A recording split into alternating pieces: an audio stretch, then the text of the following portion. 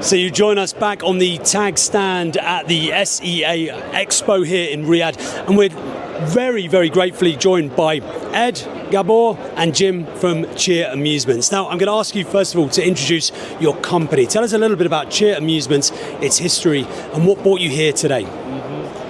Cheer Amusement was founded in 1994. I'm the founder and the CEO of Cheer Amusement. Yeah, we are specializing indoor playground, rope course, adventure park, trampoline.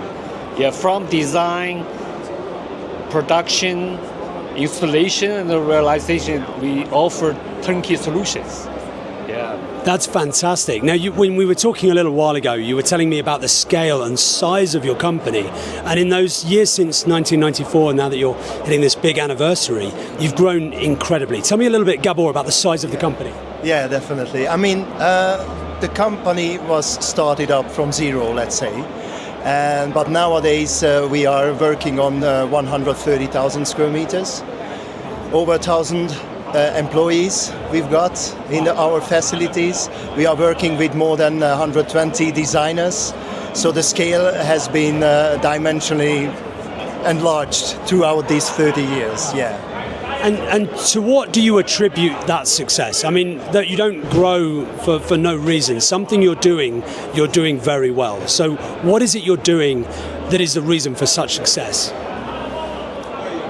Yeah, I think first, we are really customer-oriented.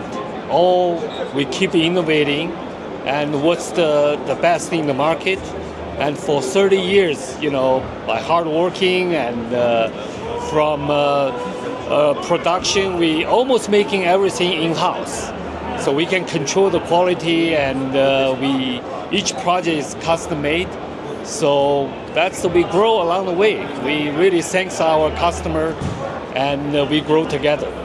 Yeah. That's fantastic, and it is, a collaborative approach because your customers are calling for innovation, right? So one of the conversations, or many of the conversations we've had on stand this week have been about innovation. What is next? What is next? What is next? How do you respond to those calls, and how do you innovate? Where do the ideas come from? Oh yeah, I mean that's a simple question to us because we like to listen to our customers, and actually the main how can I say, the main advantage of our team is that throughout this listening, we also trying to learn and grow up together with our clients. And even if we are talking about the collaboration with you guys, it's very important that Tag and Cheer has a long-term relationship, and we try to figure out how easiest we can serve our clients together in order to make sure that at the end of the day, the client gets what he wanted from us. That's a wonderful metaphor for how we all do business, because if you think about the operators that are here at the show, it's their customers that are telling them what they want, and it's them that get to tell you what their customers want. So to be able to listen, that's fantastic, really good. So we're talking a lot about Saudi Vision 2030, obviously the targets and the strategy to grow leisure and entertainment here in the region. How does your strategy fit with the strategy of Saudi Vision, and how are you helping to meet those targets? Yeah, I think Saudi is a very exciting market. Yeah, actually we've been working on this market for many years, and I see the changes. You have a big branch and some big amusement center, and you have many individual investor. Yeah, like a community-based play centers. The mass, I was always surprised how many projects. And we have done, and also others. Yeah, the reason the project go with Smelly, that's very, interested. Yeah, good example of we cooperate with the design, the vendor, and we try to offer the best solution for them. Fantastic. Now I know Mohammed wants to talk to you a little bit about some of the challenges in the market here, so I'll hand over to Mohammed for that. Yeah, thank you, Simon. Mr. Jim, we believe they are the largest supplier for the largest investor here in Saudi Arabia. We believe in that. We saw that by our eyes, and congratulations for that. So let us know, actually let the investor knows like what is the biggest challenges you faces when you deliver like huge project or giga projects in Saudi Arabia, and what you see, how you see the market, Saudi market actually next 5 years. Yeah, I just see some, and then Gabor, you can edit more. Yeah. I mean, because it's a very interesting market and a tough market, and you guys are also supporting us brilliantly in order to come forward. We believe to have even more stronger relationship with you together in order to make sure that that at the end we can come up to a certain amount of projects as next. So because we have a lot of talks with each other throughout the days and the years, we see that many of projects are coming, even if the market is tough. So I am not afraid of thinking about the next 5 years with you guys, because the project, I mean the product range that we can provide you with, it exactly fits to tech's program. So it's like a smooth combination. So where we cannot provide with a solution, then you guys are there. So 50-50 makes 100. So I think that's the goal, and that brings us to this more businesses that we see for the next 5 years with you guys. Yeah, thank you for your answer. It's interesting to hear that from like biggest supplier for the soft play and adventure park from China. How you see the Sea Show this year? It's totally different from last year. I'm the right person to tell you that. That's my very first time being here with Jim. So I think it's very exciting to be here. I saw a lot of new things that I think we can also implement into our program, into our product program, and we will have much more possibilities to come up with more nice ideas for the future. So stay tuned. Yeah, Simon, you'd like to ask Ed about the back office support for Mr. Jim, because he has like very strong back office. Believe me, I face that in the Smart spot, and they make everything easy for us. Would you like to talk about that a little bit? Yeah. Okay, tell us about the stronger back office supporting the delivery project on time, especially if you have a project which is they have like target time for opening. Yeah. Okay. Yeah, of course.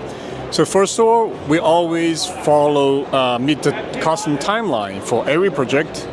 For example, if you let us know the timeline for a target opening date, we'll always schedule the timeline in advance. We're going to have a coordinated meeting with our production team, designers, and also the logistics team. So we will make sure the project will be delivered in time.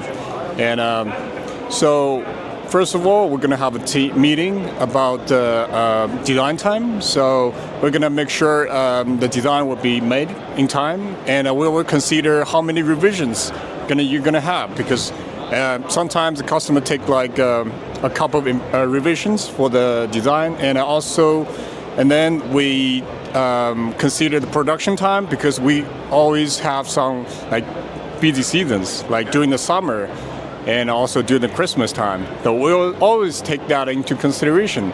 And also about the shipping, we also focus on the global ship situations. You know, sometimes it's a busy season, so it's longer shipping time. Sometimes in the States or Saudi Arabia, the ports are jammed. So we have to also consider all the factors gonna affect the shipping time. And also the installation. We also always coordinate with our technicians and make sure they are available, they are in place, and once the shipment is arrived, we can send them over. Yeah, that's pretty much it. Yeah. There is some question about like when the production start in your manufacturer, and you facing issues like the client change some details in the design or something.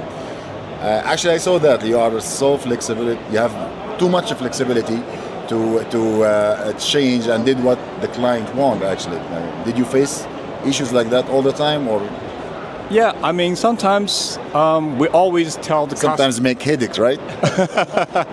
but always that our targets want the customer to be successful Yes. and open time.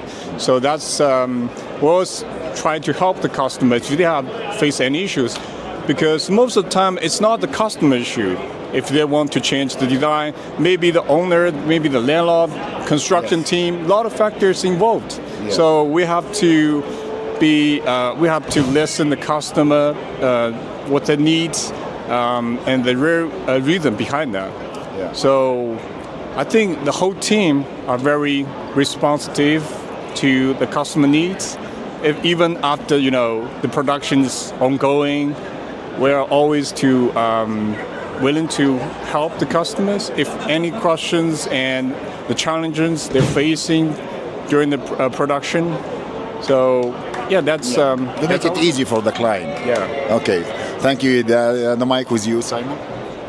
Well, yeah, from me, I just want to say thank you so much for joining us here on the TAG stand today and giving us some insight into what it's like delivering such high quality at high volume in so many countries around the world.